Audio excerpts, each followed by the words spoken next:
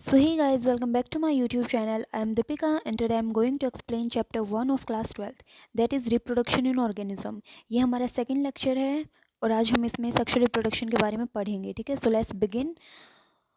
सो यहाँ से हम स्टार्ट करते हैं। ये कह रहे हैं कि sexual reproduction involves formation of male and female gamete either by same individual और by different individuals of the opposite sex.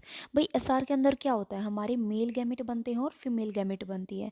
या तो वो सेम इंडिविजुअल से बने या अलग अलग इंडिविजुअल से जो अपोजिट सेक्स के होते हैं। मीन्स एक मेल है तो एक फीमेल होता है, ठीक है। अब ये जो गैमेट बने हैं एसआर में, सेक्सुअल रिप्रोडक्शन में, ये जो गैमेट बनते हैं वो फ्यूज होएंगे और क्या बनाएंगे, जाइगोट। जाइगोट फर्दर क्या बनाता है, नया ऑर्गेनिज्म बनाता है, ठीक है। अगर हम सेक्सुअल रिप्रोडक्शन का इस सेक्सुअल रिप्रोडक्शन से कंपेयर करते हैं तो पाया गया कि जो सेक्सुअल रिप्रोडक्शन है वो बहुत एलेबोरेट, कॉम्प्लेक्स और स्लो प्रोसेस होती है, ठीक है, ये ध्यान रखना। अब इसमें क्या है, मेल और फीमेल गैमेट जो है उनका फ्यूज़न होता है, तो ये ऑप्सरिंग जो है वो एक दूसरे के सिमिलर बिल्कुल नहीं होते, ना ही वो पेरेंट्स से मिलते हैं। सो इस जो मतलब वो बिल्कुल नहीं मिलते हैं तो दैट वी कॉल्ड वेरिएशन। तो सेक्सुअल रिप्रोडक्शन में हमें ऑप्सरिंग्स में क्या देखने को मिलती है, वेरिएशन देखने को मिलती है। जेनेटिक्स चैप्टर में हम देखते हैं कि वेरिएशन क्यों ज़रूरी होती है, वो इवोल्यूशन के लिए ज़रूरी होती है, ठीक है। अब है कि study of diverse organism, plant, animals और फंजाई शो दैट दो they differ so greatly in external morphology. भाई हमने एक स्टडी की तो उस स्टडी में क्या देखा, जैसे प्लांट हो गया, एनिमल्स हो गए, फंजाई हो गए, देखा गया कि वो काफ़ी डिफर हैं किस तरीके से, बाहर से दिखने में, है ना। अब फंजाई और ह्यूमन एक जैसे थोड़े ना दिखेंगे, सिंपल सी बात है। तो काफ़ी डिफर हैं एक्सटर्नल मॉर्फोलॉजी, बाहर से दिखने में। इंटरनल स्ट्रक्चर या फिजियोलॉजी जो उनका इंटरनल एनाटॉमी बोल सकते हैं, सो वो भी डिफर है। तो जब हम सेक्सुअल मोड ऑफ रिप्रोडक्शन की बात करें तो सरप्राइजिंग वो भी सेम पैटर्न शो करते हैं। चलो डिस्कस करेंगे इनके बारे में क्या क्या है। So all organism have to reach a certain stage of growth and maturity in their life before they can reproduce sexually. Sexually reproduce करने से पहले हर ऑर्गेनिज्म एक पर्टिकुलर उसकी ग्रोथ की स्टेज आती है और वो मैच्योर होता है अपनी लाइफ में। वो जो पीरियड है जब उसकी ग्रोथ हो रही होती है, दैट पीरियड वी कॉल ज़ुअलाइन फेज, ठीक है। प्लांट के केस में इसको वेजिटेटिव फेज बोलते हैं। ये जो फेज है वो वेरिएबल ड्यूरेशन का हो सकता है अलग अलग ऑर्गेनिज्म में, किसी में कितने साल का हो सकता है, किसी में कितने महीने का हो सकता है, वो डिपेंड करता है, ठीक है। अब क्या होता है कि जो जुअलाइन फेज है या वेजिटेटिव फेज है, उसका जैसे ही एंड होता है तो हमारी बिगिनिंग होती है। किस चीज़ की बिगिनिंग होती है भाई, रिप्रोडक्टिव फेज की बिगिनिंग होती है। तो ये हम देख सकते हैं, हम हायर प्लांट्स में देख सकते हैं जब उनके फ्लावर आने को होते हैं। तो जब उनके फ्लावर आ रहे होते हैं तो हम कहेंगे कि ये रिप्रोडक्टिव फेज में जाने वाला है, ठीक है। So how long does it take for marigold, ये सब है। अब कह रहे हैं कि इन सम प्लांट, कुछ प्लांट में where flowering occurs more than once what would be called the inter flowering period, जुअलाइन और मैच्योर। सो ये डिस्कस करने वाले टॉपिक्स हैं कुछ। अब हम यहाँ बात करते हैं कि observe few trees in a your area, do they flower during the same month year after year. Why do you think the availability of fruits like mango, apple, jackfruit is seasonal? Are there some plants that flower throughout the year and some others that show seasonal flowering? यहाँ कुछ नहीं, बस ये कहना चाहता है कि आप अपने एरिया में ट्रीज़ को ऑब्जर्व करो, देखो कि वो महीने या फिर साल बर साल जो उनके फ्लावरिंग आते हैं, जो हमारे मैंगो एप्पल हैं वो सीजनल होते हैं या नहीं होते हैं, इस तरीके से, ठीक है। सो यहाँ अगर हम बात करें एनुअल और बाइनियल टाइप प्लांट जो होते हैं, वो एनुअल हो सकते हैं, बाइनियल हो सकते हैं, पेरेनियल हो सकते हैं। एनुअल होते हैं जो एक साल में एक बार फ्लावरिंग करे, एनुअल है ना, एनुअल मतलब एक साल में। बाइनियल होते हैं जो एक साल में दो बार फ्लावरिंग करे। तो ये clear cut vegetative, reproductive, senescent phase इनमें से आराम से देखने को मिलता है, क्योंकि एक साल में हमें पता होता है भाई 3 महीने का इसका जोलाइन फेज है, बाकी का रिप्रोडक्टिव है, बाकी का सेनेस्केंस, मतलब आगे ये चला जाता है, ठीक है। सो ये हमें आराम से देखने को मिलता है, ये जो फेज है वो हमें आराम से देखने को मिलेंगे। अब बात करते हैं पेरिनियल की। पेरिनियल होते हैं जो एक साल में काफ़ी बार क्या करें, फ्लावरिंग शो करे, ठीक है। तो it is very difficult to clearly define these phases. तो इन फेजेस का पेरिनियल में काफ़ी मुश्किल हो जाता है देखना। अब कुछ प्लांट ऐसे हैं जिनका बहुत खतरनाक टाइप का फ्लावरिंग फिनोमेना है। कैसे, कुछ जो होते हैं जैसे बैम्बू स्पीसीज की अगर हमने बात कर दी, flowers only once in their life time. भाई बैम्बू की अगर मैंने बात कर दी तो पूरी ज़िंदगी में एक ही बार फ्लावरिंग करता है, जनरली आफ्टर 50 to 100 ईयर्स, 50 या 100 साल में एक बार फ्लावरिंग करता है और बहुत सारे फ्रूट्स पैदा करेगा और मर जाएगा, ठीक है। एक स्ट्रोबलैंथस कॉन्थियाना नीलकुरंजी, ये एक और है हमारा प्लांट। तो ये क्या है, ये 12 साल में एक बार फ्लावरिंग करता है। तो जो इसका मतलब 2006 में सितंबर अक्टूबर में इसका फ्लावरिंग देखने को मिला था। This plant flower during September October 2006। Its mass flowering transferred large, मतलब ये एक हिली एरिया में पाया जाता है, केरला, कर्नाटका, तमिलनाडु, ठीक है, इनटू ब्लू स्टैचेस एंड ये काफ़ी टूरिस्ट जो है वो यहाँ घूमने को जाते हैं। ठीक है। तो ये 12 साल में एक बार फ्लावरिंग करता है, सोच के देखो। अब बात करते हैं कि इन एनिमल्स में द ज्वेलाइन phase is followed by morphological and physiological changes prior to active reproductive behaviour. Animal के अंदर जो ज्वेलाइन फेज होता है उसके अंदर क्या होता है, उसके अंदर भाई उसकी बाहर का मीन्स मॉर्फोलॉजी, बाहर का दिखने का तरीका, मीन्स बाहर से दिखेगा कैसे, और फिजियोलॉजिकल चेंज होते हैं रिप्रोडक्टिव बिहेवियर से पहले। ठीक है, मीन्स रिप्रोडक्टिव फेज से पहले उसके अंदर काफ़ी चेंजेस हो जाते हैं। अब the reproductive phase is also a variable duration in different, ये भी अलग अलग टाइप का हो सकता है, मीन्स अलग अलग ड्यूरेशन का हो सकता है अलग अलग ऑर्गेनिज्म में। ठीक है। अब हम बात करते हैं कि अमंग एनिमल्स के केस में, फॉर एग्जांपल बर्ड्स की अगर हमने बात कर दी, तो ये कह रहा है कि क्या वो साल में, मतलब वो पूरे साल अपने एग ले करते रहते हैं, और सीजनल होते हैं, पर्टिकुलर सीजनल होते हैं बहुत सारे। ठीक है, so mostly they are seasonal. तो व्हाट अबाउट अदर एनिमल्स जैसे फ्रॉग और लिजार्ड हो गए, तो आप देखोगे बर्ड्स जो होते हैं जो हमारे नेचर में रह रहे हैं वो सीजनली जो है वो अपने एग को ले करेंगे। ठीक है, लेकिन कुछ ऐसे बर्ड्स हैं जैसे पोल्ट्री फार्म्स में हो गए, कैप्टिविटी होती है जो हमने पकड़ के रख रखे हैं भाई, पोल्ट्री फार्म्स में हो गए, तो उनको हम एग ले करवाते हैं वो कमर्शियली एक्सप्लॉयटेशन के लिए। ठीक है, सो इस केस में जो एग ले करना है वो रिप्रोडक्शन करना नहीं है, नो वो क्या है, ह्यूमन वेलफेयर के लिए कमर्शियल प्रोडक्शन होता है। ठीक है, ये ध्यान रखना भाई। अब बात करते हैं the females of placental mammals exhibit cyclic changes. अब जो प्लेसेंटल मैमल्स हैं उनकी मीन्स जो फीमेल्स होती हैं वहाँ, तो वो क्या करती हैं, उनके अंदर साइक्लिक चेंज होता है। कब, उनकी ओवरी के अंदर। कब होता है ये चेंज, रिप्रोडक्टिव फेज में। ठीक है, उनकी ओवरीज में, एसेसरी डक्ट में, एज वेल एज जो हॉर्मोन्स है उनमें चेंज होता है। सो नॉन प्राइमेट्स मैमल्स में जैसे काऊ होगी, शिप हो गया, रैट, डियर, डॉग, टाइगर, तो इसमें इस साइक्लिक चेंजेस को क्या बोलते हैं, ओइस्ट्रस साइकिल बोलते हैं। लेकिन प्राइमेट की अगर मैं बात करूँ जिनमें हम भी आ जाते हैं, सो मंकीज, एप्स और ह्यूमंस, तो उसमें इस फेज को उस साइकिल को क्या बोलते हैं, मेंस्ट्रुअल साइकिल बोलते हैं। ठीक है, so many mammals, especially those living in natural wild condition, exhibit such cycle only during favorable season. अब बहुत सारे मैमल ऐसे हैं जो हमारे नेचुरल वाइल्ड कंडीशन में रहते हैं, तो वो इन साइकिल्स को कुछ फेवरेबल सीजन के दौरान ही एग्जिबिट करते हैं इन देयर रिप्रोडक्टिव फेज। सो उनको क्या बोला जाता है, सीजनल ब्रीडर्स बोला जाता है। ठीक है, ध्यान रखना ये। Many other mammals are reproductively active throughout their reproductive phase and hence are called continuous breeders. बहुत सारे ऐसे मैमल्स भी होते हैं जो रिप्रोडक्टिव एक्टिव होते हैं पूरे, मतलब उनके रिप्रोडक्टिव फेज के दौरान, तो उनको कॉन्टिन्यूस ब्रीडर्स बोलते हैं। तो दो टाइप के होते हैं, सीजनल और कॉन्टिन्यूस, दोनों याद रखने हैं।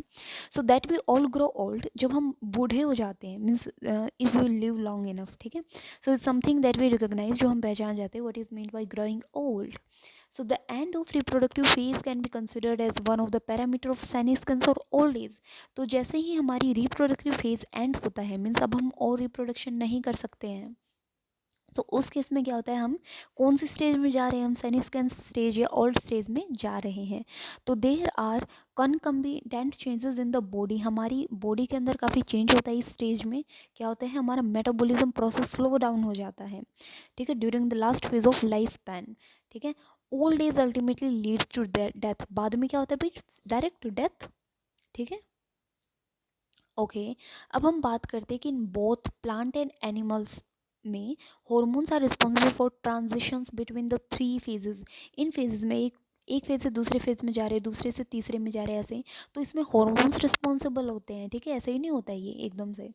सो इंटरेक्शन बिटवीन हॉर्मोन्स और एनवायरमेंटल फैक्टर, वो हमारी रिप्रोडक्टिव प्रोसेस हो गई, वो हमारे बिहेवियर एक्सप्रेशंस हो गए ऑर्गेनिज्म की, उन सबको रेगुलेट करता है। अच्छा, क्या क्या इवेंट्स होते हैं सेक्सुअल रिप्रोडक्शन में। सो आफ्टर अटेनिंग मैच्योरिटी, सारे जो सेक्सुअली रिप्रोड्यूसिंग ऑर्गेनिज्म होते हैं, सो उनके अंदर क्या होता है, वो एक टाइप का इवेंट रखते हैं, मीन्स उनके अंदर काफ़ी प्रोसेस होती हैं that have remarkable fundamental similarities even though the structures associated with sexual reproduction are indeed very different. So अलग अलग ऑर्गेनिज्म में वो सिमिलरिटी शो करते हैं कि भाई ये प्रोसेस होंगी, ठीक है, क्या होती हैं, चलो वो थोड़ी देख लेते हैं। और इसकी जो इवेंट्स हैं या जो प्रोसेस है वो भी काफ़ी एलेबरेट कॉम्प्लेक्स होते हैं और एक रेगुलर सीक्वेंस में होता है। ऐसा नहीं है पहले हमारा फ्रूट बन रहा है बाद में गैमेट बन रहा है, ऐसा नहीं होता है। वो एक सीक्वेंसिएबल स्टेज में होता है जो अब पढ़ेंगे, ठीक है। Sexual reproduction is characterised by the fusion of male, ये हमने पढ़ लिया। इसमें क्या होता है, हमारा मेल और फीमेल गैमेट बनते हैं, वो फ्यूज होंगे। वो जो फ्यूजन वाली प्रोसेस है that is called the fertilisation. और एक इसका अलग वर्ड भी यूज़ किया जाता है भाई, वो क्या है, सिनगैमी। सिनगैमी भी हम इसके लिए यूज़ कर सकते हैं, ठीक है, सिनगैमी। ओके अब कह रहा है कि मेल और फीमेल गैमेट फ्यूज हो गए, क्या बनाएंगे, जाइगोट। जाइगोट फर्दर क्या बनाएगा, एम्ब्रोए बनाएगा, ठीक है। इस प्रोसेस को the formation of embryo from the zygote is called the embryogenesis, ठीक है। For convenience these sequential events may be grouped into three distinct stages। अब इनको पढ़ने के लिए हमने ये 3 स्टेज बना रखी है जो हमारी एसआर के दौरान होता है। क्या क्या, प्री फर्टिलाइजेशन, फर्टिलाइजेशन और पोस्ट फर्टिलाइजेशन। अब प्री में क्या होता है, तो प्री में मतलब फर्टिलाइजेशन से पहले। तो फर्टिलाइजेशन मीन्स क्या होता है, हमारे मेल गैमेट है और फीमेल गैमेट है, ठीक है। सो मेल गैमेट और फीमेल गैमेट जो है हमारे बनते हैं और वो फ्यूज़ होते हैं, मीन्स फ्यूज़ होने वाले process that is called the fertilisation. तो इससे पहले क्या क्या होंगी, भाई हमारे गैमेट बनेंगे ना और वो ट्रांसफ़र होंगे। सो 2 प्रोसेस हमारी शो होती हैं प्री फर्टिलाइजेशन में, एक तो होती है हमारी गैमेटोजेनेसिस, एक होती है गैमेट ट्रांसफ़र। ये जो है वो क्या है, prior to the fusion of gametes, means fertilisation से पहले वाली प्रोसेस होती है, ठीक है। सो अब हम बात कर लेते हैं गैमेटोजेनेसिस क्या होती है। सो गैमेटोजेनेसिस हमें नाम से ही पता चल रहा है, formation of 2 types of gametes, male और फीमेल। गैमेट्स जो होते हैं वो हैप्लोइड सेल होती हैं, सबको पता है। ओके यहाँ हमें कुछ डायग्राम दिखा रखे हैं, जैसे ये डायग्राम जो है वो क्या है, दोनों गैमेट है, मेल और फीमेल हैं ये, और ये हमारे एक एल्गा का है जैसे क्लैडोपोरा, ठीक है। अब इसमें क्या है, दोनों के दोनों एक जैसे दिख रहे हैं हमें। सो इनको हम बोलते हैं क्या, आइसोगैमेट्स। जो गैमेट्स को डिफ्रेंशिएट कर पाना मुश्किल है कि मेल है या फीमेल है, that gamete we can called them isogametes. अच्छा ये जो है बी वाला वो क्या है, हेट्रोगैमेट शो कर रहा है, भाई दोनों एक दूसरे के डिफर रहे हैं, ठीक है, दिख नहीं रहे अच्छे से, मतलब सेम नहीं है। सो ये जो गैमेट्स है वो किसके दिखा रखे हैं, ये भी एल्गा के हैं। एल्गा का नाम क्या है, फ्यूकस, ठीक है। सो ये हेट्रोगैमेट्स हैं। ये अगर बात करें तो ये ह्यूमन बींग्स के हैं, ये क्या है, हमारा एग है नॉन मोटाइल, और ये मोटाइल क्या है, स्पर्म है। ये भी हेट्रोगैमेट्स हैं, ठीक है। ओके यहाँ हमने यही चीज़ें अभी हमने यहाँ पढ़नी है। क्या चीज़ दिखा रखी है कि कुछ एल्गा के अंदर 2 गैमेट बनते हैं अलग अलग टाइप के, जो हम बिल्कुल पहचान नहीं पाते कि मेल कौन सा है फीमेल कौन सा है, जिनको हम कैटेगराइज नहीं कर पाते हैं। So that we can called isogamete या होमोगैमेट, ठीक है। हाउएवर बहुत सारे सेक्सुअली रिप्रोड्यूसिंग ऑर्गेनिज्म जो है उसमें गैमेट अलग अलग तरीके से बनते हैं, मीन्स हमें अब वो अलग अलग बनते हैं, लाइक मोर्फोलॉजी उनकी अलग अलग होती है। मोर्फोलॉजी मतलब बाहर से दिखते अलग है, that is called the heterogamete. इन ऑर्गेनिज्म में मेल गैमेट को क्या बोला जाएगा, एंथ्रेजोइड या स्पर्म बोला जाएगा, और फीमेल गैमेट को एग या ओवम बोला जाता है, ठीक है। अब हम यहाँ ये पैराग्राफ बहुत मेन है, तो यहाँ थोड़ा ध्यान देना कि सेक्सुअलिटी इन ऑर्गेनिज्म, सेक्सुअल रिप्रोडक्शन ऑर्गेनिज्म में जनरली क्या होता है, fusion of male and female gamete from 2 different individual से वो हमारे निकल के आते हैं गैमेट्स। तो ये कितनी बार ये बात होगी, लेकिन ये बात फिर से आई है तो इसका कुछ ना कुछ तो रीज़न होगा, है ना। सो रीज़न क्या है, but this is not always true. ये कह रहा है कि सेक्सुअल रिप्रोडक्शन में जो हमारा फ्यूजन ऑफ गैमेट होता है, चलो ठीक है, अलग अलग डिफरेंट इंडिविजुअल्स हैं, चलो ठीक है, लेकिन ये हमेशा ट्रू नहीं होता, ठीक है। ये हम from your recollection of example studied in class 11th can you identify cases where self fertilisation is observe, वहाँ पे सेल्फ फर्टिलाइजेशन होती है, मीन्स एक ही पेरेंट भी इन्वॉल्व हो सकता है, उसके अंदर मेल और फीमेल गैमेट बन सकते हैं, ठीक है, और वो फ्यूज़ हो जाते हैं। चलो अब बात करते हैं कि प्लांट्स जिसके अंदर both male and female reproductive structure होते हैं तो उसको क्या बोलते हैं। तो यहाँ पे थोड़ा सा ध्यान देना कि जो प्लांट जिसके अंदर हमारे मेल भी होते हैं और फीमेल रिप्रोडक्टिव स्ट्रक्चर भी होते हैं उसको बाइसेक्सुअल बोलते हैं। एक और वर्ड यूज़ किया जाता है यहाँ पे, वो है मोनोशियस। सो मोनोशियस हो गया या बाइसेक्सुअल हो गया, वो हम किसके लिए यूज़ करते हैं, मेल और फीमेल गैमेट इन अ सेम ऑर्गेनिज्म या प्लांट। ठीक है, डिफरेंट पे हो तो उसको यूनिसेक्सुअल बोलते हैं और इसके लिए एक दूसरा टर्म है, क्या है, डायसियस। चलो अब यहाँ दिखा रखा है कि फंजाई के अंदर और प्लांट के अंदर जो है होमोथैलिक और मोनियसिस वी कैन यूज़। तो फंजाई में हम होमोथैलिक और हेट्रोथैलिक यूज़ करते हैं। होमोथैलिक मतलब कि जो बाइसेक्सुअल कंडीशन को शो करते हैं, मेल और फीमेल एक ही प्लांट पे हैं, एक ही फंजाई में हैं, और हेट्रोथैलिक मतलब डिफरेंट पे हैं। मोनियसिस मतलब कि एक ही पे हैं मेल और फीमेल, और डायसिस मतलब डिफरेंट पे हैं। सो ये हमें छोटी छोटी चीज़ जो है वो ध्यान रखनी है। फ्लावरिंग प्लांट में यूनिसेक्सुअल मेल फ्लावर को स्टैमिनेट बोलेंगे जिसके पास सिर्फ स्टैमन है, और फीमेल को क्या बोलेंगे, पिस्टिलेट, जिसके पास सिर्फ पिस्टिल है। पिस्टिल मतलब कि ये हमारा कौन सा फीमेल वाला पार्ट है। इनको हम कार्पल्स भी बोल देते हैं। ठीक है, अब बात करते हैं कि in some flowering plant both male and female flowers में भी present on the same individual. Okay, ये फिर से वही बात है, मोनियोसिस का मतलब क्या होता है, मेल और फीमेल जो है वो सेम इंडिविजुअल्स में होती है, और सेपरेट में हो तो that we can call dioecious. कुछ एग्जांपल है मोनियोसिस के, वो है कुकुरबिटा, कोकोनट्स, एंड डायसिस के हैं पपाया और डेट पाल्म। सो यहाँ हमने बात करी कि बट अबाउट एनिमल्स, एनिमल्स में हम क्या कहेंगे, एनिमल्स में हम यूनिसेक्सुअल बाइसेक्सुअल बोल सकते हैं। ठीक है, सो ऑल जिसमें मेल और फीमेल अलग अलग हैं that is called the unisexual, और जिसमें बोथ जो है वो एक ही में है उसको बाइसेक्सुअल बोलते हैं। यहाँ पे कुछ एग्जांपल दे रखे, अर्थवॉर्म हो गया, स्पंज हो गया, टेपवॉर्म, लीच हो गया, ये बाइसेक्सुअल हैं। Animals that possess both male and female are hermaphrodite, cockroach is an example of unisexual। ठीक है, सो ये हमारी यही बात है कि जो बायोसेक्सुअल है उसके अंदर क्या होता है, मेल और फीमेल दोनों होते हैं, उसको हर्मोफेरोडाइट भी बोल देते हैं। और कोक्रोच यहाँ पे एग्जांपल किसका दे रखा है, यूनिसेक्सुअल। अब एक समराइज कर लो इसको। समराइज मतलब कि किसके लिए क्या टर्म यूज़ की जाती है। अगर मैं जैसे दो अलग अलग फीमेल और मेल है, ये एक ही में है कि एक इंडिविजुअल्स में मेल और फीमेल है, सो इसके लिए हम क्या क्या चीज़ यूज़ कर सकते हैं, मोनियोसिस यूज़ कर सकते हैं, और इसके लिए डायसिस यूज़ कर सकते हैं। ठीक है, इसके लिए और क्या कर सकते हैं, हम बायोसेक्सुअल यूज़ कर सकते हैं।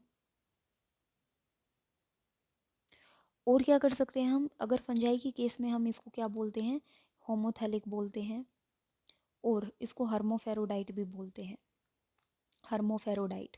ठीक है, तो ये चार चीज़ यहाँ पे बिल्कुल रट लेना जो इसके लिए यूज़ की जाती है। इसमें बिल्कुल अपोजिट हो जाएगा जिसके पास एक ही इंडिविजुअल्स में मेल और फीमेल हो, सॉरी मैंने उल्टा बोल दिया, ये एक ही इंडिविजुअल्स में मेल और फीमेल हो, और ये है अलग अलग इंडिविजुअल्स में। ठीक है, सो डायसिस मतलब अलग अलग इंडिविजुअल्स, यहाँ पे यूनिसेक्सुअल आ जाएगा, यहाँ पे हेट्रोथैलिक आ जाएगा। ठीक है, चार पांच चीज़ें हैं, एक ही चीज़ के चार नाम हैं, बस वो ध्यान रखने हैं हमको। अब हम बात करते हैं कि cell division during gamete formation. Gamete formation के दौरान सेल का डिवीजन कैसे होता है ना, सेल डिवीजन। देखो गैमेट्स जो होते हैं वो हेट्रोगैमेट होते हैं, तो वो क्या है, हमारे उसमें दो टाइप के बनते हैं, एक मेल है एक फीमेल है। गैमेट हैप्लॉइड होते हैं, हमको पता है, और वो हैप्लॉइड या डिप्लॉइड बॉडी से अराइज होते हैं। हैप्लॉइड पेरेंट जो है वो गैमेट प्रोड्यूस करेगा कैसे, माइटोटिक डिवीजन से, और डिप्लॉइड कैसे करेगा, म्यूटिक डिवीजन से। ठीक है, सो ये जो है वो हम एल्गी जो है वो हमने क्लास 11th में चैप्टर 3 में पढ़ा था, ये कुछ नहीं है अभी तो। अब है several organism belonging to Monera हो गए, फंजाई हो गए, एल्गी और ब्रायोफाइटा, वो हैप्लॉइड प्लांट बॉडी रखते हैं भाई। ठीक है, मतलब an an haploid plant body रखते हैं। ठीक है, बट ऑर्गेनिज्म बिलोंगिंग टेरिडोफाइट हो गए, जिम्नोरेंजियो हो गए, या बहुत सारे एनिमल्स हो गए जिसमें ह्यूमन बींग्स भी आएंगे, उसमें पेरेंटल बॉडी क्या होती है, डिप्लॉइड होती है। So it is obvious that meiosis या rotational division has to occur if diploid body. अब मैंने ये बता ही दिया था कि अगर सिंगल मतलब हैप्लॉइड बॉडी है तो उसमें माइटोसिस होगा, अगर डिप्लॉइड बॉडी है तो उसमें क्या होता है, हमारा मियोसिस होएगा। क्योंकि हमारे गैमेट हैप्लोइड होएंगे ऑलवेज। ये कुछ एग्जांपल दे रखे हैं, ये अर्थवॉर्म का दे रखा है, ठीक है। अर्थवॉर्म में हमारे जो है ये क्लेटेलम, और ये अर्थवॉर्म में ये दिखा रखा है ना पूरा स्ट्रक्चर, टेस्टिस और ओवरी एक ही साथ। सो मीन्स ये क्या है, हमारा मोनेसिस कंडीशन शो कर रहा है। और ये वाला यहाँ पे जो है वो कॉकरोच का दिखा रखा है, ये मेल वाला है, ठीक है। अलग अलग है ये मेल वाला है, और इससे नीचे वाला ये क्या है, फीमेल वाला। अब यहाँ पे एक और एग्जाम्पल दे रखा है, ये किसका दे रखा है, कारा कारा चारा कुछ बोल लो इसको। इसमें क्या होता है, हमारे अपर वाला जो पार्ट है उसमें ओगोनियम होता है, फीमेल सेक्स ऑर्गन। नीचे वाला है वो एंथ्रेडियम होता है, मेल सेक्स ऑर्गन। अब नीट में ये क्वेश्चन आ रखा था, और क्या पूछ रखा था कि ओगोनियम कहाँ है, अपर साइड है या लोअर साइड है। अब ध्यान रखना कि फीमेल है तो फीमेल हमेशा कहाँ होती है, वो सिर पे चढ़े बैठी रहती है ना। सो ऐसे याद रखना कि सिर पे चढ़ी बैठी रहती है, मतलब ऊपर ही होती है भाई, फीमेल्स हाई पावर, ठीक है। सो ऊपर, और जो एंथ्रेडियम है वो हमारा लोअर पार्ट में होता है। ओके, अब यहाँ पे बात करना, इसमें भी बहुत कन्फ्यूजन होती है बहुत सारे बच्चों की। ये मार्केंशिया है जो लिवरवोर्ट का एग्जाम्पल है। अब इसमें क्या है कि ये डायशियस शो कर रहा है, मीन्स अलग अलग प्लांट पे हैं। अब यहाँ पे कन्फ्यूजन होती है कि ये आर्किगोनियो और कौन सा, और एंथ्रेडियो। अब जिसको ये पता है एंथ्रेडियो जो है मेल होता है, आर्किगोनियो फीमेल होती है, तो ध्यान रखना फीमेल जो होती है वो सुंदर सुंदर होती है, ठीक है। वो सज धज के बैठी रहती है, तो काफ़ी सुंदर सा फूल दिखे तो वो हमारा फीमेल होगा, और जो उलझा पुलझा दिखे वो हमारा मेल होगा, ठीक है। और फर्दर ये एग्जांपल जो है वो किसका है, बाइसेक्सुअल फ्लावर स्वीट पोटैटो का है। सो ये हमारे एग्जांपल हो गए। अब यहाँ पे एक टेबल दे रखी है जिसमें हमारी ह्यूमन बींग्स ये सब क्रोमोसोम दे रखे हैं और उनका हैप्लॉइड कंटेंट दे रखा है। सो ह्यूमन बींग्स का याद करना, हाउस फ्लाई का याद करना, फ्रूट फ्लाई का याद करना, ठीक है। सो एक दो चीज़ जो है वो हमें याद करनी है। ओके, अब बात करते हैं यहाँ पे डिप्लॉयड ऑर्गेनिज्म में। सो डिप्लॉयड ऑर्गेनिज्म में क्या होता है कि कुछ स्पेशल सेल्स होती है जिनको क्या बोलते हैं, मियोसाइट। अब ये मियोसाइट को गैमेट मदर सेल बोलते हैं, ये मियोसिस के अंडर जाएंगी। मियोसिस के अंडर जाएंगी तो ये क्या करती हैं, only one set of chromosome जो है उनके गैमेट में बन जाएगा। मीन्स मियोसिस के अंडर जाके गैमेट बनाएंगी, उन गैमेट में इसका एक सेट चला जाता है, डिप्लॉयड कंटेंट का हाफ कंटेंट गैमेट में चला जाएगा। मीन्स ये सेल है, मियोसिस हुई, दो गैमेट बने, सो हाफ इसमें गया कंटेंट, हाफ इसमें गया, ठीक है। ओके, अब बात करते हैं गैमेट का ट्रांसफर कैसे होता है। सो गैमेट का ट्रांसफर कैसे होगा, फॉर्मेशन तो होगी, चलो फॉर्मेशन हमने कर ली। अब मेल और फीमेल गैमेट के लिए फिजिकली भी तो उनको पास आना पड़ता है ना फर्टिलाइजेशन के लिए। सो गैमेट्स मिलते कैसे हैं, तो बहुत सारे ऑर्गेनिज्म में मेल गैमेट मोटाइल होएगा, फीमेल गैमेट हमारा स्टेशनरी होता है, मीन्स वो नॉन मोटाइल होता है, ठीक है। कुछ एक्सेप्शन है जिसमें फीमेल भी हमारी क्या होती है भाई, मोटाइल हो सकती है, जैसे फंजाई और एल्गिया हो गया जिसमें बहुत गैमेट्स मोटाइल होते हैं। सो देर इज़ अ नीड। अच्छा, अब बात करते हैं कि चलो नॉन मोटाइल है या मोटाइल है कुछ भी हो, तो उनको एक पर्टिकुलर मीडियम चाहिए जहाँ पे मेल गैमेट मूव कर सके भाई। ऐसे ही बैठे बैठे थोड़ी ना फर्टिलाइजेशन हो सकता है। सो कुछ सिंपल प्लांट है जैसे एल्गी हो गया, ब्रायोफाइटा हो गया, टेरिडोफाइटा हो गया, वाटर उनका मीडियम होता है जिनके थ्रू गैमेट ट्रांसफर होता है। Large number of male gamete however fail to reach the female gamete. अब वाटर मीडियम है, जैसे यहाँ हमारा कुछ है वाटर मीडियम है, तो बहुत सारे जो हमारे मेल गैमेट निकल के आते हैं, सो उनका क्या होता है, लॉस भी होता है। क्यों, क्योंकि वो बहुत अमाउंट में निकलना पड़ेगा। क्यों, क्योंकि यहाँ पहुँचने के लिए बहुत सारे तो फेल हो जाते हैं, पहुँच नहीं पाते हैं, इसलिए इसको और इससे क्या होता है, loss of male gamete during transport. तो मेल गैमेट जो हो काफ़ी ज़्यादा नंबर में प्रोड्यूस होते हैं देन द फीमेल गैमेट, ये भी ध्यान रखना अगर वाटर मीडियम है तो। मीन्स मीडियम एक लिक्विड ही होता है मेनली। अब बात करते हैं यहाँ पे ये क्या है, ये फ्यूजन ऑफ गैमेट शो कर रखा है, ये जाइगोट बना दिया और फिर ये नया इंडिविजुअल बना दिया। कि सीड प्लांट में क्या होता है, हमारा सीड प्लांट में जैसे एंजियोस्पर्म्स हो गया, अगर हमने इसका चैप्टर 2 में इसके बारे में अच्छे से दिखा रखा होगा, तो उसमें क्या होता है कि जैसे ये मैंने बना दी क्या, स्टिग्मा स्टाइल, और ये है ओवरी। सो उसमें क्या होता है, हम पोलन ग्रेन आके यहाँ गिर जाता है। सो पोलन ग्रेन से क्या होती है, पोलन ट्यूब निकलती है और इस पोलन ट्यूब में मेल गैमेट होता है, वो ओवरी में जो एग है वहाँ चला जाएगा।